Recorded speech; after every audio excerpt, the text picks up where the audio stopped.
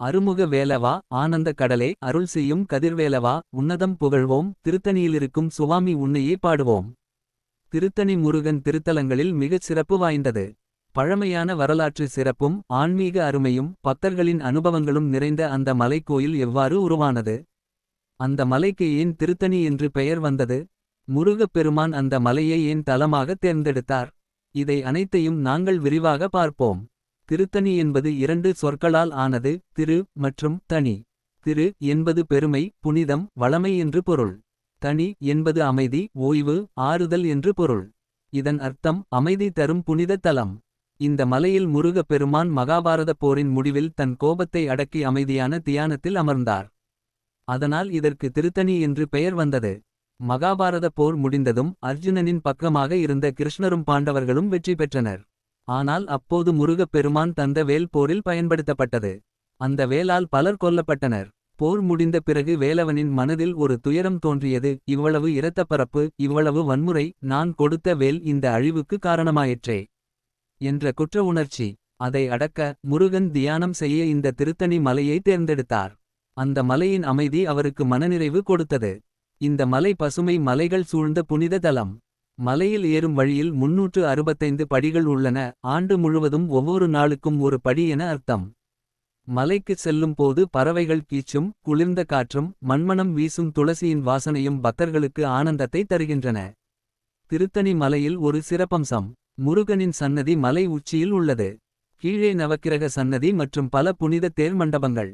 மலையின் அடிவாரத்தில் உள்ள சர்வதீர்த்தம் என்ற புனித தண்ணீர் குளம் பாபவிமோசனத்திற்கான பரிகாரம் செய்வதற்கான இடமாக கருதப்படுகிறது. சூரபத்மனை வதம் செய்த பிறகு முருகன் உலகத்தின் பாதுகாப்புக்காக திருத்தணியில் வந்து அமைதியான யோகத்தில் அமர்ந்தார். அந்த சமயம் தேவாசுரர்கள், தேவதைகள் அனைவரும் வந்து வணங்கி அவரின் அருளைப் பெற்றனர். ஒரு நாள் இந்திரன் தனது மகள் தேவயானியை முருகனுக்கு கொடுக்க வந்தார். திருமணம் ஆனது.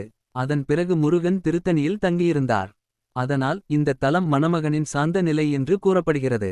திருத்தணி மலையிலும் வள்ளி கதை தொடர்புடையதாக கூறப்படுகிறது. வள்ளியை மணந்த பிறகு முருகன் பல திருத்தலங்களில் தங்கி திருத்தணி மலையை அமைதிக்கான தலமாக தேர்ந்தெடுத்தார். பக்தர்களுக்கு ஆசிகள் வழங்கும் தெய்வமாகவும் போர்க்கடவுள் மட்டுமல்ல தியான கடவுளும் என்பதை இந்த தலம் காட்டுகிறது. திருத்தணி கோயில் சோழர் காலத்து சிறப்பு மிக்க கட்டிடக்கலை கொண்டது. மலை உச்சியில் கோபுரம் அற்புதமாக திகழ்கிறது. மூலவர் முருகன் மிகுந்த அழகோடு வேல் ஏந்தி அபயஹஸ்தம் காட்டி காட்சி தருகிறார். அவரின் அருகில் வள்ளி, தேவயானி இருவரும் உள்ளனர். 1000 ஆண்டுகளாக பக்தர்கள் வரிசையாக வந்து வழிபடுகிறார்கள். திருத்தணி முருகன் கோபத்தை அடக்கும் கடவுள் என்று அறியப்படுகிறார். மனதில் கோபம், சினம், பதட்டம் உள்ளவர்கள் இந்த மலையை ஏறி முருகனை பார்க்கும் போது மன அமைதி பெறுவார்கள். பக்தர்கள் நம்பிக்கை. பிள்ளை வேண்டி வந்தவர்கள் குழந்தை பெறுகிறார்கள். திருமண தடைகள் நீங்கும். மன அமைதி, தொழில் வளர்ச்சி கிடைக்கும். அருணகிரிநாதர் திருத்தணியில் பாடிய புகழ்பெற்ற திருப்புகழ் பாடல்கள். சிந்தாய் வினைகள் தீர்த்தருள்வாய் சித்தர்க்கும் அத்தனே. அவர் பாடல்கள் இன்னும் கோயிலில் ஒலிக்கின்றன. ஒரு பக்தர் கடன் சுமையால் துயருற்றார். முருகனிடம் பிரார்த்தனை செய்தார். அதிசயமாக அடுத்த வாரம் கடன் தள்ளுபடி செய்யப்பட்டது. திருத்தணியில் மிகச் சிறப்பாக நடைபெறும் திருவிழா கந்த சஷ்டி, சூரசம்ஹாரம் நாட்களில் நடைபெறும். தாய்ப்பூசம், வேலின் அருள் தினம். பங்குனி உத்திரம், முருகனின் திருமண தினம். இந்த நாட்களில் லட்சக்கணக்கான பக்தர்கள் மலையை கடந்து கோயிலுக்கு வருகின்றனர். பல பக்தர்கள் மனநோய், மன அழுத்தம், கோபம் போன்றவை நீங்கிய அனுபவத்தை பகிர்ந்துள்ளனர். முருகன் திருத்தணியில் அமைதி கடவுள் என்பதற்கு சாட்சிகள். 1000. திருத்தணி முருகன் பக்தர்களுக்கு அமைதி, ஆனந்தம், அருள் வழங்கும் கடவுள். போருக்கு பிறகு அமைதியை தேடிய தெய்வம் என்பதால் மனிதர்களுக்கும் அதையே தருகிறார்.